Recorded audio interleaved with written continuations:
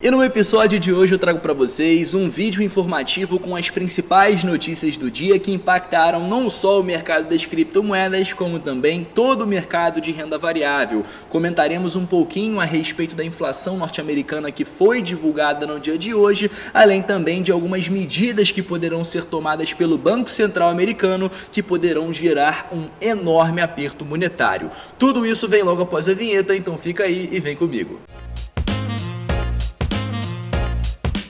Fala família, sejam todos muito bem-vindos a mais um episódio da Liga Cripto. Se você é novo por aqui e ainda não me conhece, muito prazer, meu nome é Bruno e como prometido nesse vídeo de hoje falaremos um pouco sobre o cenário macro e tudo que ocorreu no dia de hoje que impactou tanto positivamente pela manhã do dia de hoje com a saída desse dado IPC americano, como negativamente com uma notícia que veio ao ar agora há pouco que também comentaremos nesse vídeo e o porquê todos os mercados estão fechando em baixa nesse exato momento que eu gravo esse vídeo, como Ibovespa, SP500, Bitcoin futuro, inclusive caindo em 39.300, falaremos sobre isso já também nesse vídeo. Bom, basicamente para a gente iniciar o nosso vídeo, essa é a notícia mais importante do dia de hoje, onde a inflação dos Estados Unidos, medida pelo núcleo do IPC, vem abaixo do esperado pelo mercado e por isso impactou o mercado positivamente. De certa forma, o IPC veio mais ou menos ali dentro do esperado, bem pouquinho abaixo do esperado, o que resultou e trouxe um sentimento de otimismo para o mercado, porque caso viesse acima do aguardado pelo mercado,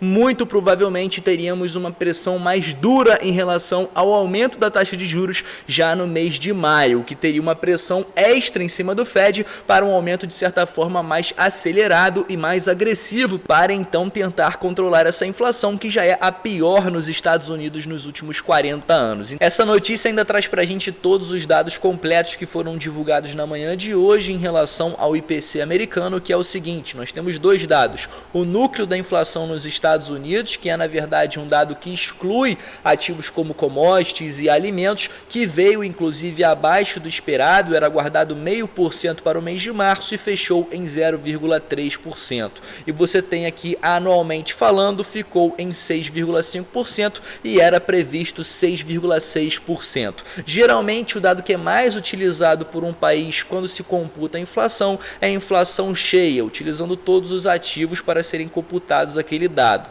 Então a inflação cheia americana chegou a 1,2% e fechou dentro daquilo que era aguardado pelos Estados Unidos e pelo mercado. No entanto, acima do que foi revisado em fevereiro, cerca de 0,8%. Ainda assim, no fechamento anual, nós tivemos uma aceleração onde o fechamento ficou em 8,5%, um pouquinho acima daquilo que era previsto, 8,4% para os últimos 12 meses. E esse é o maior resultado para o mês nos últimos 40 anos. Há 40 anos a gente não tinha um aumento tão acentuado em 1,2% como tivemos na inflação americana nesse último mês de março. Um dado como esse, vindo dentro daquilo que o mercado já precificava e aguardava, obviamente teve um impacto positivo ao mercado de renda variável, dando um sinal verde, e então a bolsa americana, a bolsa brasileira, demais bolsas mundiais e inclusive o Bitcoin operaram em alta durante a manhã de hoje e início da tarde. E antes de entrarmos na notícia que impactou o mercado negativamente no dia de hoje, falaremos sobre uma outra notícia que tem correlação com esse assunto. Bom,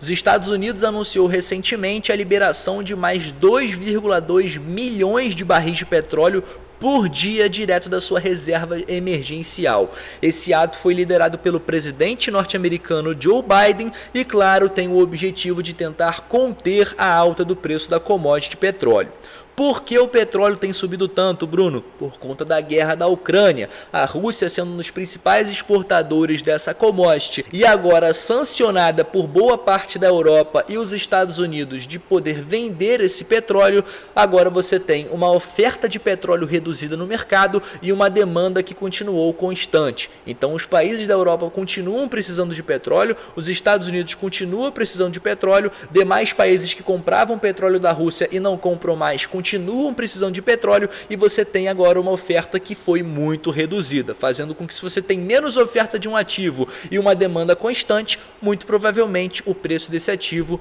tende a subir. E esse ato norte-americano de tentar controlar a alta do preço da commodity petróleo, colocando mais barris da sua reserva emergencial à disposição, muito provavelmente não vai ser o fator principal pela queda do preço do barril, até porque são consumidos diariamente ao redor do mundo cerca de 100 milhões de barris. Então você trazer cerca de 2% desse consumo a mercado, muito provavelmente não vai ser o que vai fazer com que esse barril tenha uma queda expressiva no seu preço. E outra coisa que é importante comentarmos, que me chamou bastante a atenção e me preocupou de uma certa forma, é o seguinte, com a inflação ao consumidor batendo 7,5% em março e o índice de preço ao consumidor chegando a 7,9%, a última ata do Fed dessa última reunião de março mostrou que a autoridade monetária não pretende mais diminuir os estímulos comprando menos títulos públicos, que era inclusive o que eles haviam dito anteriormente, mas agora reverter completamente a sua política monetária expansionista,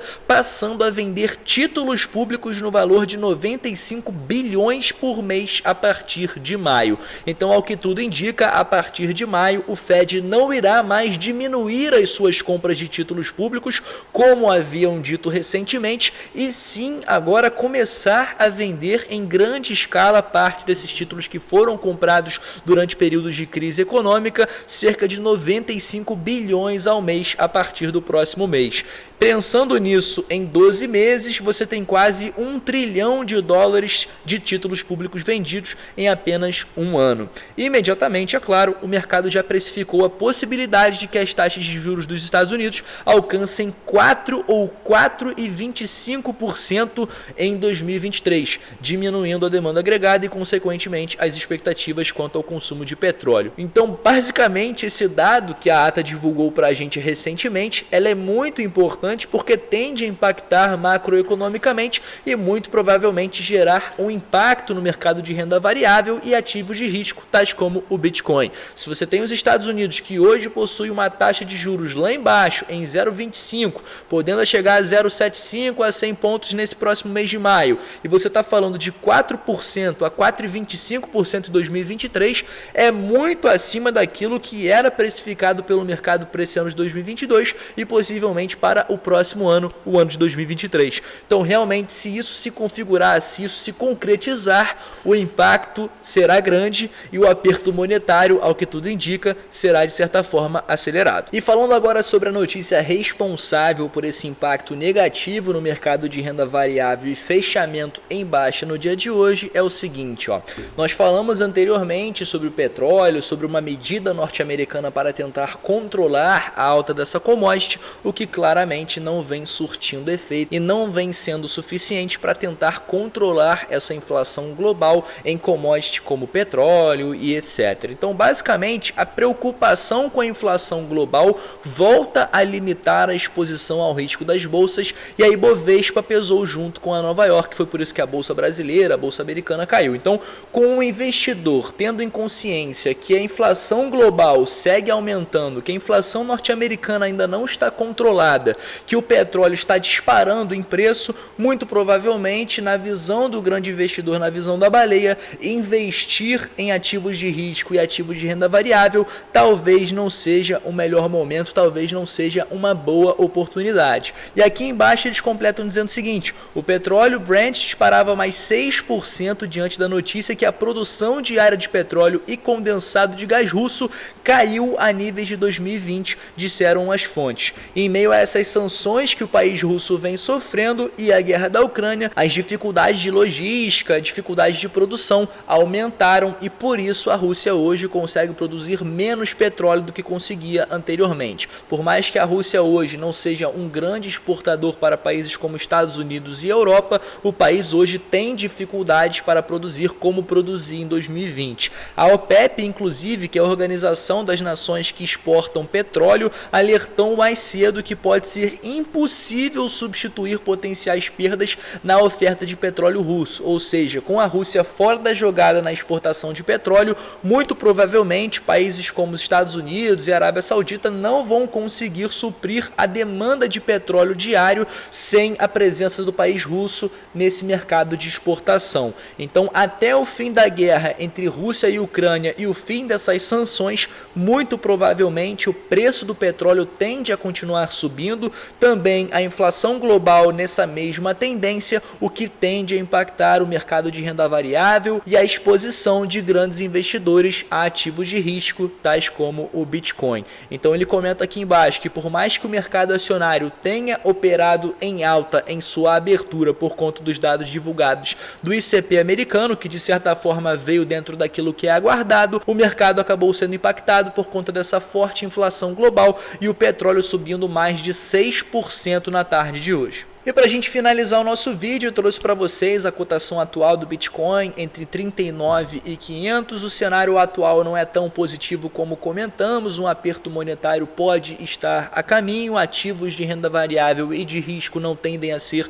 ativos tão interessantes em momentos como esse, mas na minha visão, assim como diz a minha camisa, não sei se vocês vão conseguir visualizar, o Bitcoin na minha visão é o futuro, o Bitcoin é um ativo escasso, o Bitcoin é uma reserva de valor, o Bitcoin é um ativo extremamente tecnológico, transparente, enfim, Bitcoin tem diversas qualidades que vocês todos que me assistem muito provavelmente já conhecem e já estudam, então na minha visão o Bitcoin no longo prazo a tendência é de alta infinita, até por conta dos fundamentos desse ativo. Então o preço do ativo pode sofrer hoje, amanhã, mês que vem, semana que vem, ano que vem, mas no longo prazo os fundamentos continuam intactos. E por último, como de praxe, para a gente finalizar esse vídeo com chave de ouro, para você que tem interesse em ingressar no mercado de futuros, as corretoras PrimeXBT e Bybit são duas parceiras do canal Liga Cripto e estão oferecendo bônus bem interessantes para novos clientes interessados em criarem uma conta e realizarem o seu primeiro depósito. A Bybit, por exemplo, uma das nossas parceiras, realizando um depósito por Pix,